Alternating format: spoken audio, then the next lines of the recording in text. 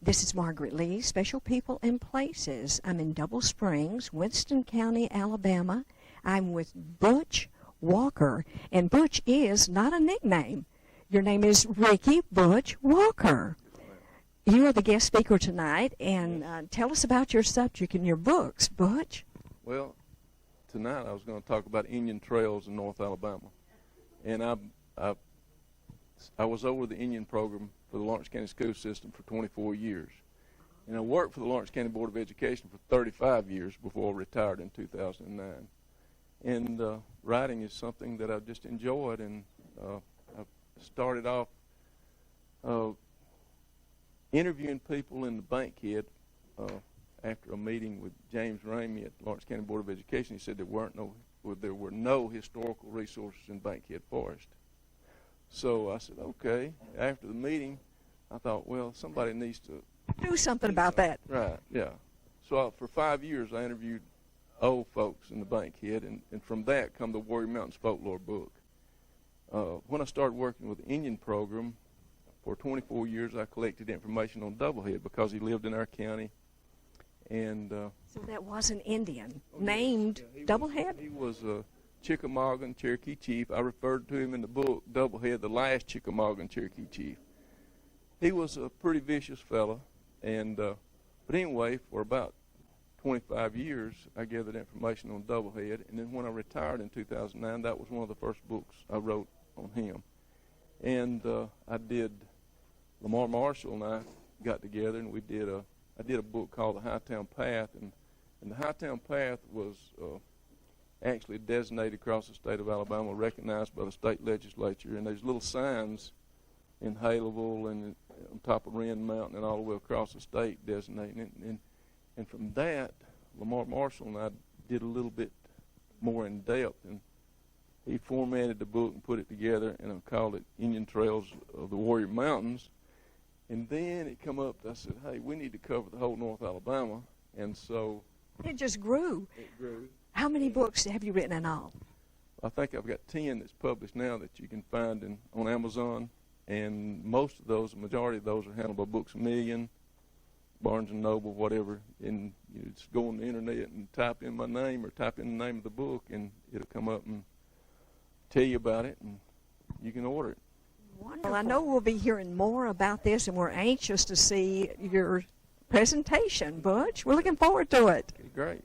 Sounds great.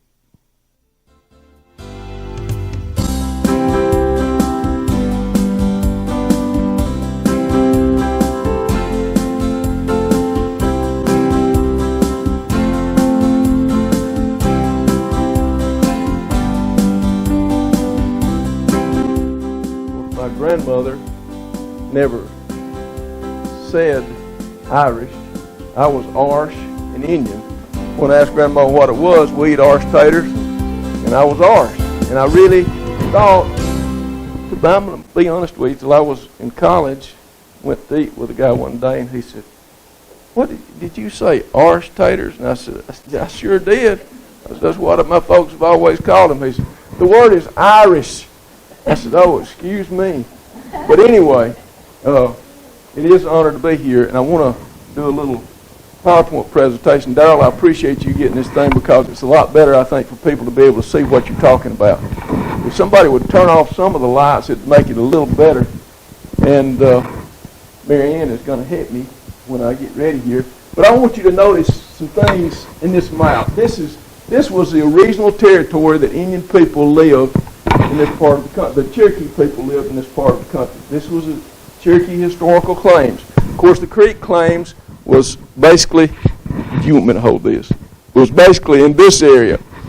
But if we look at the map, you'll see the valley towns, middle towns, and lower towns. And I'm sure if you've done historical or genealogical research, you've heard of Rutherford County, North Carolina. Okay. What happened was, this line to the left over here was the boundary between the colonies and the Indian people, and it was set up by the Treaty of 1763. Matter of fact, Doublehead's brother went to England, Standing Turkey went to England to help negotiate that treaty. Well, white folks wasn't supposed to come west of the Appalachians, but we know what happened. That encroachment eventually started, and but prior to bad encroachment, there was tremendous amounts of trade that was going on into this part of Alabama, plumb over here into the Chickasaw towns. This was the main area of the Chickasaw towns. So you had the Southern Superintendent of British Indian Affairs, John Stewart, was living in Charlestown, and he was directing trade all the way across this area. Well, he had a lot of people that were Scots-Irish traders. Matter of fact, my fourth great-grandfather and his brother were Indian and traders. They were mixed blood Indian, but they were also Indian traders and scouts, and they were living in Indian country. But anyway, in 1776, after the signing of the Declaration of Independence, the Liberty Boys considered anybody that was dealing with the British as being a traitor to the country. And so it kind of became impossible for these guys that had married into Indian tribes to safely go back to the colonies. And so they kind of became stuck. But in 1776, they were going to take John Stewart prisoner. And he went off the coast. He was at Charleston, South Carolina. I think his home is still in Charleston. His old home place is still in Charleston, South Carolina. But he got on a ship. He saved himself, and he was carried down to Mobile, Pensacola, where he continued trade from the south. Now, General Griffin Rutherford, Andrew Williamson, then got a colonial army together. And this colonial army was made up of Virginians and North Carolinians and South Carolinians and Georgians, basically from the southern part of the state. And they attacked these towns here, the lower valley and middle towns. They wiped them out. There is an incident you can read in history where they took horses and put logs between them and destroyed 900 acres of corn in one field, standing corn. That was where the statement that nits make lies. They took no prisoners. And there's instances you can read about babies being taken by their heels and bashed against trees, okay? Pretty brutal. So, in the meantime, William Christian was getting in the colonial army because these people were allied to the British. He was getting a colonial army to attack the Overhill towns. Okay, when Williamson and Griffin completely demolished these towns, destroyed crops, fruit trees, killed people, took no prisoners, they went back across the line into the colonies. And within a month, here come William Christian into the Overhill towns. And he said, if you don't capitulate, we're going to do the same thing to you as was done by Griffin and Williamson. So, of course, the old Cherokees that were living in the Overhill towns agreed to sign the Cherokee Treaty of 1776. They capitulated because they just didn't want their families destroyed. It was basically genocide that occurred in these towns right here. So, Grand Canoe, Doublehead, Bloody Fella, John Watts Jr., a lot of the other young warriors says, no, we're not going to give up our lands. So they migrated south and west and occupied the Tennessee Valley. Now Doublehead, if you read the description of him that was given by Meigs, was a short, compact, dark man. He had eyes. Meigs said his eyes were like diamonds set in steel, and his temperament was explosive as gunpowder. But he was a very vicious man. His nephew, Bob Beans, had taken 45 scalps. But Judge Haywood said in 1820 that Doublehead had more blood on his hands than anyone in America. So Doublehead was a vicious warrior, but he was fighting for his lands. Doublehead controlled the shoals. John Watts Jr. and Little Turkey controlled the Coosa Valley towns, Wills Valley, Big Wills Valley, Little Wills Valley. Grand Canoe controlled the 5 lower towns of the Chickamauga. So they had actual different compartments that they controlled. So the war continued on with those. The thing that really set off this was the Treaty of Sycamore Shoals in 1775. And Dry Canoe pointed toward Kentucky, and he said, "You have inherited a fair land, but you'll find its settlement dark and bloody." And Doublehead and Bloody Fellow was right in there with him, all the young warriors. Now remember, these old warriors, they signed the treaty, and so it became a separate division of Cherokees. You had the Upper Cherokees and Lower Cherokees. The ones that we refer to as the Chickamauga were the Lower Cherokees. The reason they were referred to as the Chickamauga is because John Stewart was working through John MacDonald, who was running the British warehouses on Chickamauga Creek just outside of Chattanooga, about 15 miles from the bank of the Tennessee River. John MacDonald, during his time with the British, ransomed a man called Daniel Ross. He had a daughter that married Daniel Ross, Molly. Molly was 1/4 Cherokee. Her mother was a half. John MacDonald was a Irishman, Scots Irishman. But anyway, they had to move because of the pressure of, I know you've heard of Shelbyville, Tennessee. Evan Shelby forced the Cherokees to the south into Turkeytown. He destroyed the warehouses on Chickamauga Creek, carried them up to Dayton, Tennessee, set up a big sale, and today you can go to that creek and it's still called Sale Creek, just north of Chattanooga. But anyway, this was a territory. The Cumberland River was around Nashville, is where General James Robertson, General John Donelson, or Colonel John Donelson, he sailed down the Tennessee. Robertson went overland, and they started the Cumberland settlements. When Isaac and Anthony Bledsoe rode into the Cumberland River in 1769, Isaac rode down a buffalo trace and says, "The buffalo were so plentiful I couldn't count them by the hundreds, but by the thousands." What it was sulfur water springs coming out of that Cumberland River. All those springs had sulfur water. The sulfur was leaching out into the ground, leaving salts. You had tremendous herds of buffalo, elk, deer, bear, all kind of game animals that were in this area. The main emphasis was Indian trails. Now I want to say something about Indian trails. Indian trails were like spider webs with a center point and all these little fibers that went out from that center point. Now there was particular center points.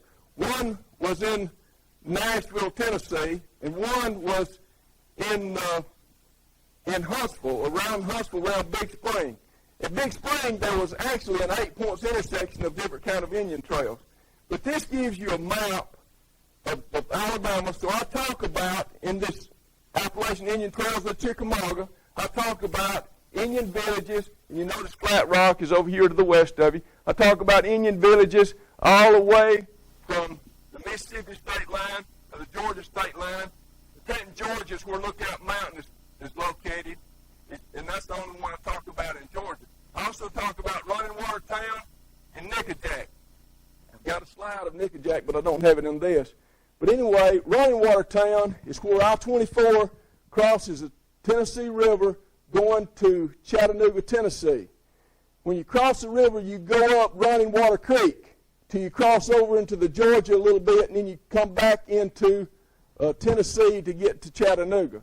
But that was Running Water Town. Running Water Town, Nickajack, Long Island Town, Crow Town, Raccoon Town, all those towns in that area were controlled by Dry Canoe. Go to the next slide.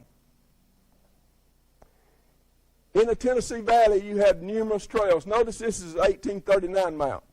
Prior to 1839, you had tremendous numbers of people coming into North Alabama to take these lands.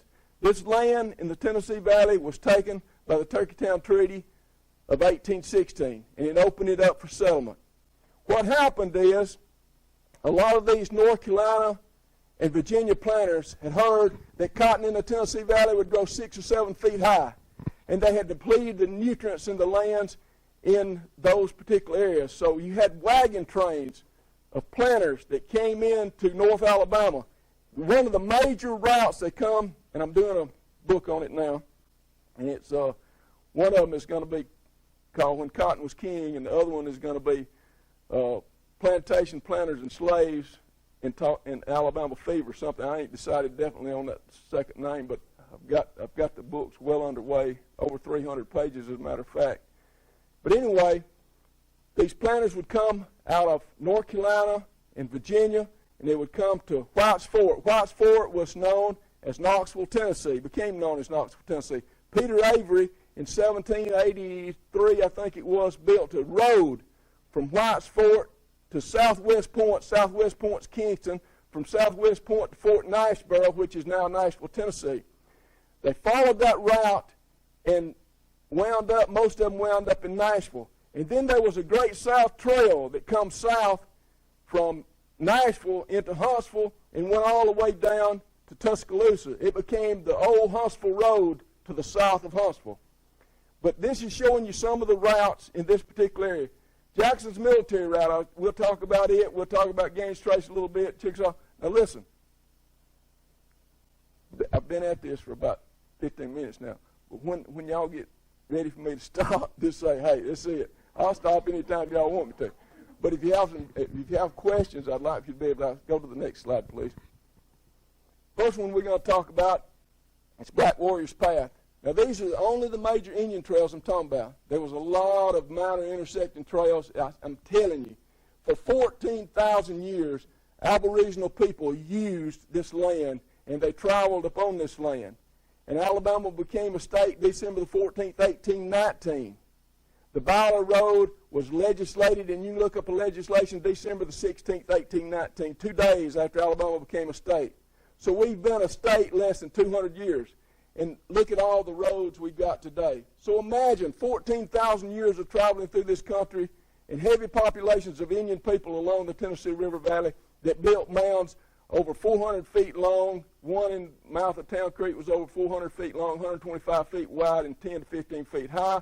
3 others were over 300 feet long and over 100 feet wide and 10 or 15 feet high. But anyway, Black Warrior's Path became known as Mitchell Trace. It went from St. Augustine, Florida, all the way to Nashville, Tennessee, which was known as the Big Lick or the French Lick. It first started off as Fort Niceboro. The Cumberland River, it sit right on the Cumberland River, which was named after the Duke of Cumberland. It went through Moulton. It went to the east of Double Springs here. It intersected a path, the old Territorial Road, that joined the little Chickasaw Nation Little Oak Fusky Path that came right through this town and intersected with a Hightown Path just to the north of here, right along the corridor of 195 around Haleville, and continued on to the west to the Wolf River on the Mississippi River, which was now Memphis, Tennessee. Go to the next one. All right, Apollo Yahola was the first Creek warrior that used the Black Warrior's Path during removal.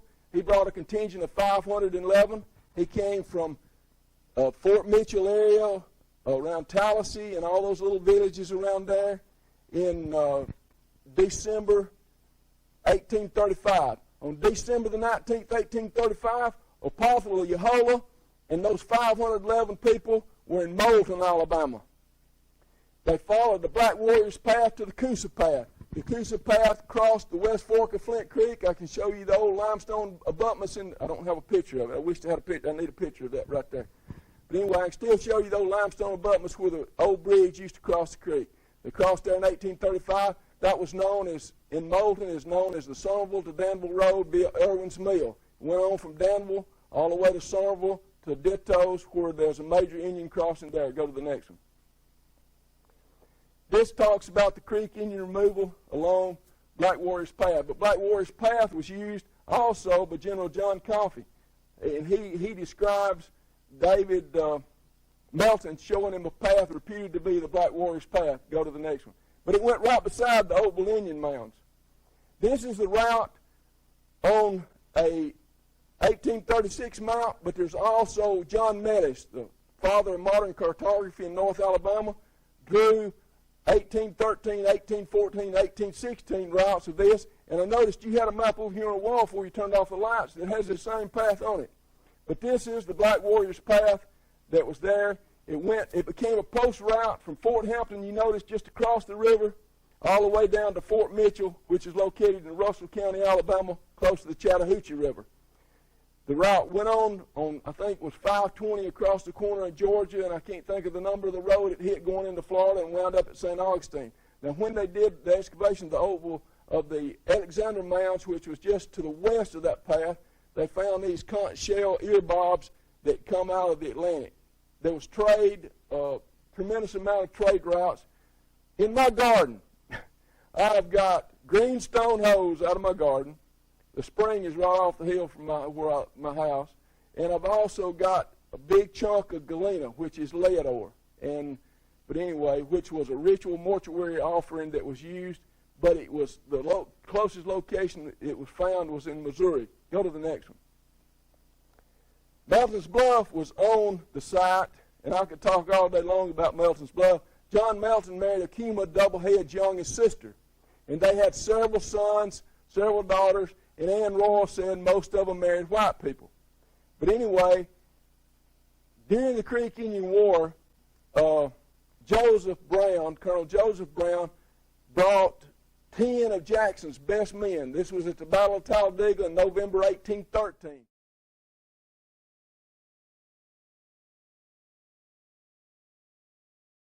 Cuttatoy had taken some of Joseph Brown's father's slaves. They were coming down the river. He killed his father, killed his brother, took Joseph Brown captive, took his mother. You can read about the story of Jane Brown.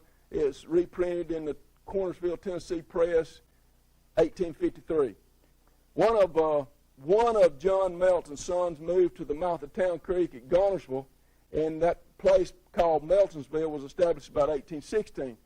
This is another map of Melton's Bluff in 1817, and you see that line coming this way. That was actually the route to the Tom Bigby settlements or to the Chickasaw Nation, and that was what actually Captain Edmund Pendleton Gaines upgraded after the death of Doublehead in 1807. John Coffey was very instrumental in all the things, and he kept a diary. And you notice he talks about, on this, going to Fox's Stand, and I tell you where Fox's Stand is located right there, and he wrote about where does he pay Fox. Bought some salt from Fox, hired. Now, Fox's Creek on the boundary of Morgan County and Lawrence County was named after Black Fox, Enoli. The town there was called Money Town by Saunders. It was called Mouse Town by all the other ones. When Ed Burleson wrote back in 1887 to Lawrence County to the Molden Advertiser telling he appreciated their help, he referred to the town as Mouse Town. Fort Hampton was built just across the river from Melton's Bluff, and it was named after General Wade Hampton. Sure, everyone enjoyed it so much. I enjoy talking about history anytime. I really do. It's a part of who I am. I have a great passion for it.